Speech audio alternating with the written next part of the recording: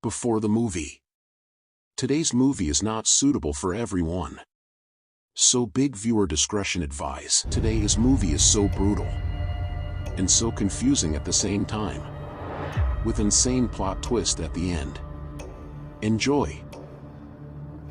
Jack, a failed architect in 1980s Washington state, recounts how he became a serial killer to Virgil, whom he refers to as Verge, as Verge leads Jack through the 9 circles of hell. Each of Jack's crimes, depicted through flashback, features social commentary from both Jack and Verge. In the first incident, Jack encounters an abrasive woman on a rural road who needs to fix her broken jack to repair a flat tire. He agrees to take her to a local blacksmith to repair it. On the way, she says he looks like a serial killer and insults him. When they return, the jack breaks again. The woman requests that Jack return her to the blacksmith. On the second trip, she recants her comments stating he is too much of a wimp to kill anyone. Offended by her manner, Jack bludgeons her with the tire jack. He stores her body in an industrial freezer inside a factory building, which he purchased from a pizzeria. In the second incident, Jack cons his way into the home of a widow, Claire, then strangles and stabs her. After cleaning up, he puts her body in the back of his car. Instead of leaving, his obsessive-compulsive disorder compels him to return to re-clean the crime scene multiple times, nearly resulting in him being caught when a suspicious police officer stops by. Jack manages to outwit the officer by pretending to be an acquaintance of Claire. He then ties Claire's body to the back of the van in a panic and drives off, dragging her body behind and creating a blood trail. It starts raining, washing away the trail, and Jack takes this as divine intervention, believing God is on his side. Jack puts her corpse in the industrial freezer. He declares himself Mr. Sophistication, and begins signing anonymous letters to the media with this moniker. He also develops a fetish for photographing his victims' corpses and begins taking greater risks as his OCD diminishes, such as impulsively hitting an old woman with his van. In the third incident, Jack brings his girlfriend and her 2 sons, Grumpy and George, on a hunting trip. He kills both sons with a rifle before forcing the woman to have a picnic with their corpses.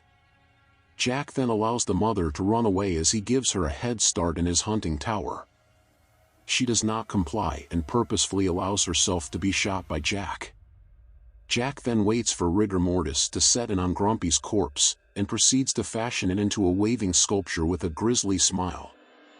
In the fourth incident, Jack is in a dysfunctional relationship with Jacqueline, whom he psychologically and verbally abuses and derisively nicknames Simple. When he drunkenly confesses to her that he has killed 60 people, she does not believe him.